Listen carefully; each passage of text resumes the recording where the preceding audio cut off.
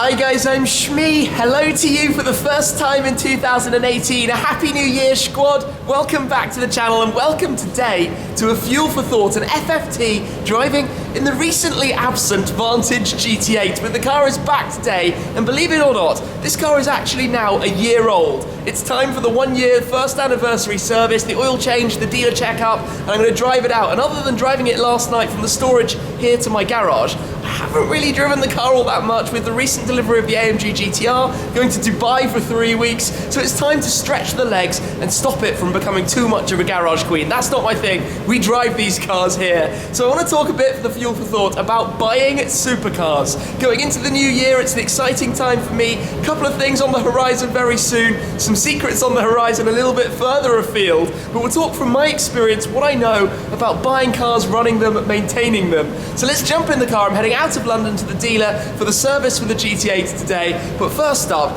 is the epic start. Let's jump in. The car is looking decidedly clean at the moment, the cobalt blue with the Gulf orange accents, because like I said, it's been about 2.5 months actually since this car last drove out on the roads, and that's partly down, as I said, to the arrival of the GTR, partly due to going to Dubai, but also the weather right now has been horrendous. Lots of snow, rain, grit, salt, and this car, well, it's quite special, isn't it? So it doesn't go out on every occasion. But let us climb in right now and get it started up. The full Alcantara interior looking lovely as always. 4,200 miles on the clock, like I said. I'll get the key out of my pocket. I've got the valet key on me today as we're heading for service. But let me spin the camera to the back and listen to this.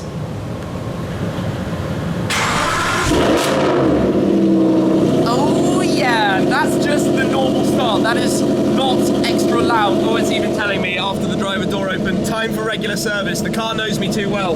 It knows it's going to get a good looking after, because I like to treat all of these cars properly, as you should. Take them to dealers, get them checked up, get the annual services done, bang on schedule. I think it's very important, not only for the warranty side of things, but also for keeping them running properly, especially if you're going to be driving them hard, track days, autobahns, fast runs and road trips. You don't want your car giving up on you. But let us get started. We'll head out of London. It's probably just getting light outside now. On my way just slightly north towards the dealer that I'm going to today. Driving out of London, I very much have the exhaust valves shut. If you've heard previous videos with this car, you will know that it is despicably noisy, and I don't think it's particularly fair to unleash that on central London this early in the morning. So we'll drive the gentle, quiet way for now, for at least the start of the journey, until we get out of the town and we can stretch the legs a little bit more. But I want to break this FFT into 3 separate parts. The first is the ambition and the dream of a supercar, and who's that for, and why should somebody want a supercar? The second is about buying and finding the right car, a new car, a used car. What should it be for you or for each individual person? And the third is my experience of the running costs, owning, maintaining and using a car like this, or the recent costs I've had with my cars over the last year. So let's get started with the first part of this, the ambition and living the supercar dream. As you know, my channel's tagline, Living the Supercar Dream, we named the book that.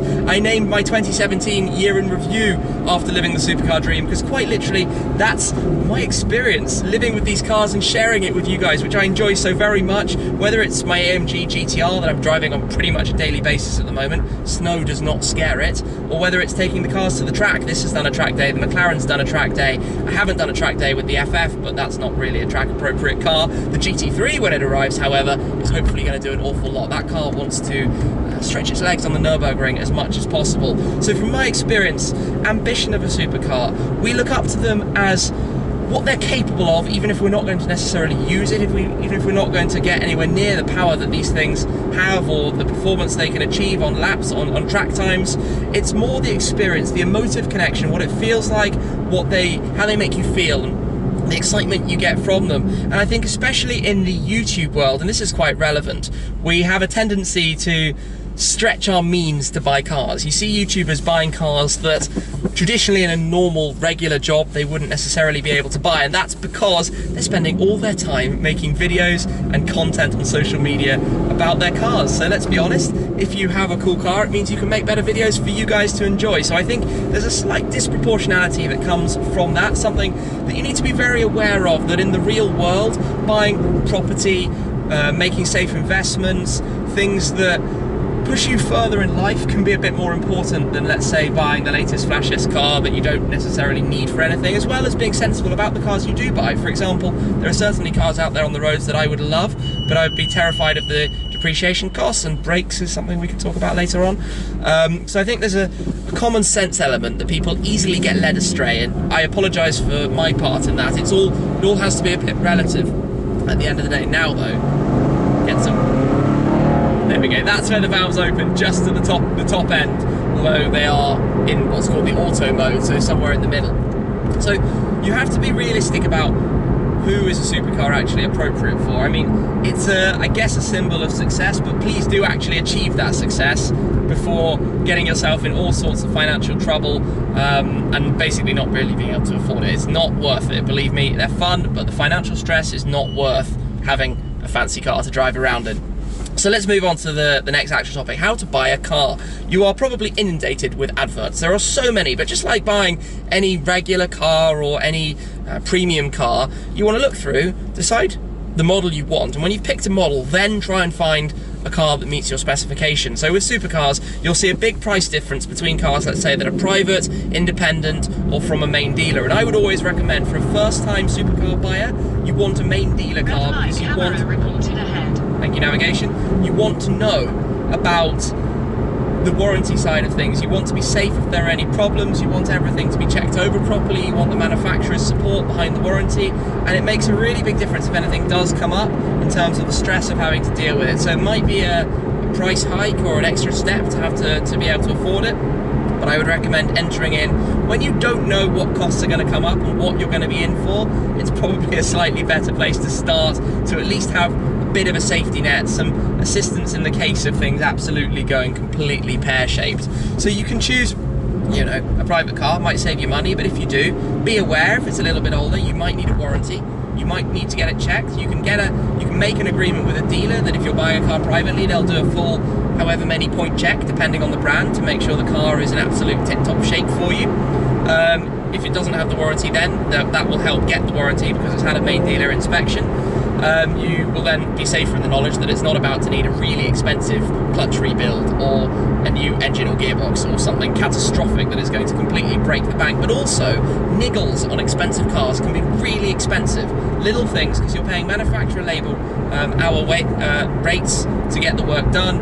It can, parts, yeah, you don't want to know. It can get very expensive very quickly. So that's why I prefer main dealers to start. Then when you've chosen your model, obviously you want to road test it, you want to fully inspect it. Try not to be a tire kicker, the kind of person who just turns up at a dealer to look at a car that they're not actually going to buy. I think that's a bit unfair to waste the salesman's time like that. But if you're genuinely interested and you ask the right questions, hopefully you'll get the right attention back from the salesman. And I think it's important that you have a mutual understanding and that you're not, you know, like I said, wasting each other's time, because at the end of the day it doesn't help, and it means that they can't help somebody who actually is buying a car. And that's all pretty much the same at any end of the market, any end of the spectrum, whatever car it may be, probably whatever country you're in. So then we get down to the costs of the car and other things that might surprise you. So here in the UK, for example, we have annual road tax. Pretty much all of my cars are £535 a year. It goes up slightly year on year. It's not too bad, to be honest. This car's service has amazed me. It's a lot cheaper than I thought it would be. It's under £1,000, which is nice for its annual service. McLaren also about that price. Ferrari free still for 7 years. I've had my FF for 2.5 years now, and it's still getting free servicing, which is a delight. You get the 7-year service pack. I think it's regardless of mileage. It has, however, run out of warranty. You get 4 years new warranty. If you buy a car from a main dealer, it comes with 2 years. If you buy it from an independent, you wouldn't get that much. 2 years warranty, and I've extended that straight with Ferrari, about £3,500 for another year to continue the service pack and have more coverage, which, again, very important, because a car like that with a V12 with all the electronics, if the worst were to happen, it could be catastrophically expensive very, very quickly. So the servicing side, tyres on these cars, way cheaper than you think. I have stockpiles now of tyres, I will confess. In the cupboard storage locker I have at the moment, I have the summer tyres for the Mercedes because it's running on the winters. I have the summer tyres for the Focus because it's running on the winters. I have the spare tyres for the LT because it has the Trofeo Art track tyres on at the moment, but I also have the regular P0s lurking in the garage. Then I have the FF is actually still on its summers, so its winters are parked up. Is that it? Is that the 4 sets? Yeah, and I have a spare set of Focus RS tyres. So I've got 5 sets of tyres sitting in my garage right now. But let's talk prices. The AMG GTR tyres, for example, it's under £1,000 for the set. So it's no more expensive, really, than any BMW or Mercedes or Audi saloon cars tyres for a supercar, which is quite cool. Yes, they might go slightly quicker, but you're not going to be driving tons of miles. And also the engines, they're no less efficient, really, than regular cars, because unless you're driving them really hard, you're not actually burning that much fuel, because they're big engines. They're quite lazy if you just drive them in a normal way. So this car, for example, I think I realistically get, like, on a motorway drive like today, 23 miles per gallon, 22 miles per gallon, something like that. You'll have to convert to your local local system. But it's pretty decent, to be honest. However, let us take the magic exhaust valve and press the unlock button. Now that we're out of London a bit, and now it's onto the main dual carriageways. So what other costs can I tell you about? Insurance. The big cost, I think, is insurance, especially for younger people out there. The cost of moving into these kind of cars can rapidly escalate if you don't do your quotations beforehand. For example, an 18-year-old on a £100,000 car, expect to pay £20,000 a year in insurance. A 30-year-old like me driving a car like this, probably about £1,000, £1,500 a car, maybe slightly less. It depends on the mileage you use it for. Yes, that noise. It depends the mileage you're doing, it depends named drivers, where it's stored, so many factors that it's impossible for me to give you an accurate and fair quotation right now. Obviously, I make sure my cars are fully covered, make sure they're completely correctly documented. That's one thing. Please, on a car like this, don't cut corners with budget insurance or not declaring something that you've changed or that kind of thing, because if you do and it goes wrong, it's a lot of money very quickly down the drain, because the insurer will look for any loophole to get out of paying for a huge amount of money they can possibly find. Do you think that would ever get boring?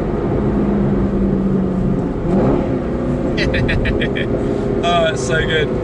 So, from the cost side of things then, I think we've probably run over most of it. I'd love to give you more detailed numbers, but to be honest, I haven't really had that many costs recently. I don't know what the cost of the AMG GTR service is, but with the mileage I'm doing on that car, that will be quite an interesting one. I'm going to drive it an awful lot, so I'll do an update for you later on in the year when it's had its first proper service, the 10,000 mile service. But I suspect it's going to get there very quickly, because the trips I've got planned for that thing, they're coming up very, very fast. And the first adventure, actually, outside of going between my London home and Frankfurt home to take it onto the continent, is literally around the corner. So watch this space for that, even though I've got some interesting travel before then. So let's talk a little bit about my cars for the future, because I think I have 4 cars coming in 2018. Now, what do you know about? You know about the Porsche 911 GT3, and you know about the Focus RS Red Edition. I'll talk more about the Red Edition, actually, and about why I'm buying a second Focus coming up soon. So watch that space, because I'm about to... My first trip is departing in the Focus. Don't ask. So confusing right now. But the other 2, later in the year, watch this space. Should be quite exciting, and I'm looking forward to them an awful lot. However, I am now, I guess, soon to be heading onto a motorway. I think if you've got any more questions about buying supercars, I'm delighted to talk about them in the comments, so by all means comment away, we'll try and get back to you. But really, it's the start of a new year. It's a very quiet time, as you probably know. There's not too much going on. I'll try and find exciting stuff wherever I can. But really, let me know what you'd like to know about, and if I can come back to you on any topics, I will do my best. Anyway, that's it for this time from me and the Vantage GT8 guys. I will catch up with you again very soon. Be subscribed, ring the bell down below to get instant notifications, and I'll see you then. Cheers! I'm waiting for the comments that say you never spoke about the brakes. Yes, I never did. Brakes can be expensive on these cars, and they get quite squeaky if you use them on regular roads, because obviously they're built for high performance with maximum stopping power, and that is something you can actually just take off the top surface, slightly shortening your brake life, but get rid of the squeak, which is a nice thing to do sometimes. Ceramics can be far worse. This car doesn't have the ceramic brakes. If you have ceramics on your car, then driving around town, noise, noise, noise. Anyway, I'll leave that one there. See you later, guys. Cheers.